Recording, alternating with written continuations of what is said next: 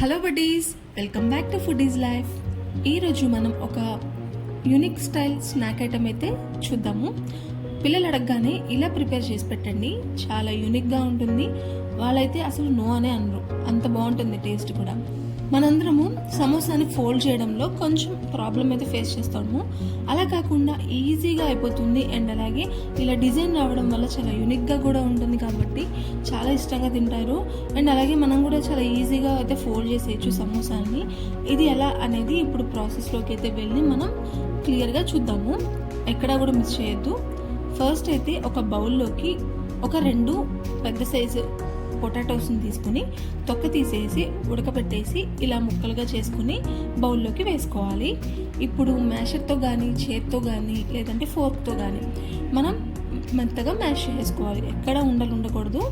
తర్వాత సన్నగా కట్ చేసిన ఉల్లిపాయ ముక్కలు, సన్నగా కట్ చేసిన పచ్చిమిరపకాయలు, అలాగే సన్నగా కట్ చేసుకున్న కొత్తిమీర, తర్వాత రుచికి సరిపడా సాల్ట్, ఒక 1/2 స్పూన్ వరకు కారము, 1/2 స్పూన్ వరకు గరం మసాలా, 1/2 స్పూన్ ధనియాల పౌడర్, అండ్ అలాగే 1/2 స్పూన్ ఏమో చిల్లీ ఫ్లేక్స్ ఉంటే వేసుకోండి, లేదు అంటే స్కిప్ చేసేయండి. తర్వాత మీ రుచికి సరిపడా చూసుకుని నిమ్మకాయ రసాన్ని కూడా కొద్దిగా వేసుకోండి. ఇలా అన్నీ వేసుకున్న తర్వాత బాగా మిక్స్ చేసుకుని పక్కన పెట్టేసుకుందాం. ఇప్పుడు మనం పిండి అయితే ప్రిపేర్ చేసుకుందాము. ఒక ప్లేట్ని తీసుకుని గోధుమ పిండిని ఒక మీడియం సైజ్ 2 కప్పుల వరకు తీసుకున్నాను. ఆ తర్వాత ఇందులోకి టేస్ట్కి సరిపడా చూసుకుని సాల్ట్ అండ్ అలాగే కొద్దిగా వాము కూడా వేసుకుని అంతా ఫస్ట్ మిక్స్ అయ్యేటట్టు కలుపుకోవాలన్నమాట. ఇప్పుడు ఇందులోకి బాగా కాచుకున్న ఆయిల్ని వేసుకోవాలి. నేను ఇక్కడ ఒక 2-3 స్పూన్లు అయితే వేసుకున్నాను. ఇలా వేసుకోవడం వల్ల మనకి పైన అయితే చెవు బయట ప్రిపేర్ చేసినట్టు మనకి చాలా పొడి పొడిలాడుతూ క్రిస్పీగా చాలా బాగా వస్తుంది. ఇలా కాగిన ఆయిల్ అయితే వేసి చూడండి ఒక్కసారి. తర్వాత ఇదంతా కూడా మంచిగా మిక్స్ చేసుకుని ఒకసారి ఇలా చేత్తో ఉండలా ప్రిపేర్ చేస్తే మనకి ఇలా ఉండలా ప్రిపేర్ అయింది అంటే మనకి పిండి అయితే రెడీ అయిపోయింది. ఇప్పుడు ఇందులోకి కొద్దిగా వాటర్ని పోసుకుంటూ పిండి ముద్దలా అయితే కలుపుకోవాలి.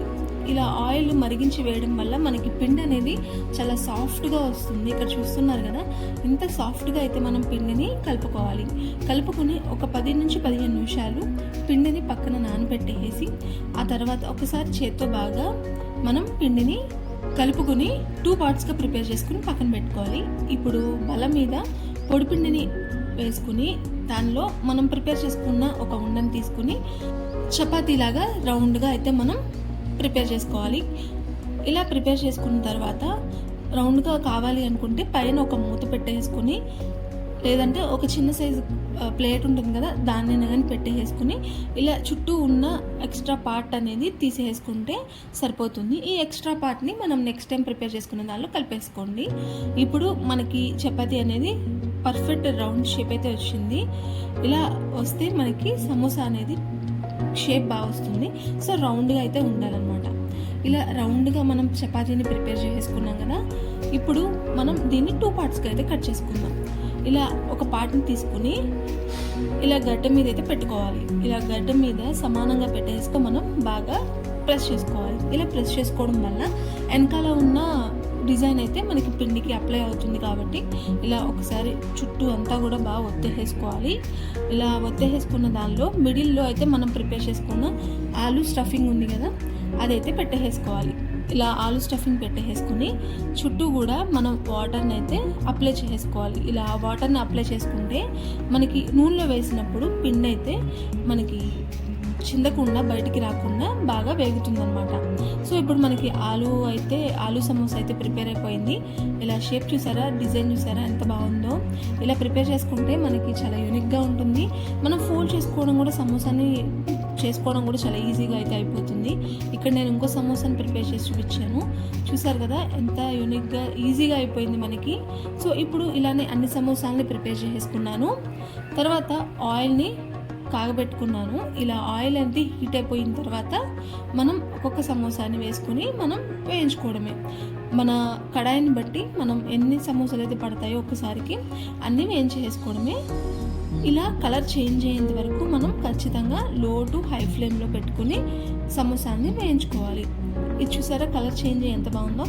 ఇలా ఉన్నప్పుడు మనం బయటకు తీసేసుకుని సర్వ్ చేసుకోవడమే.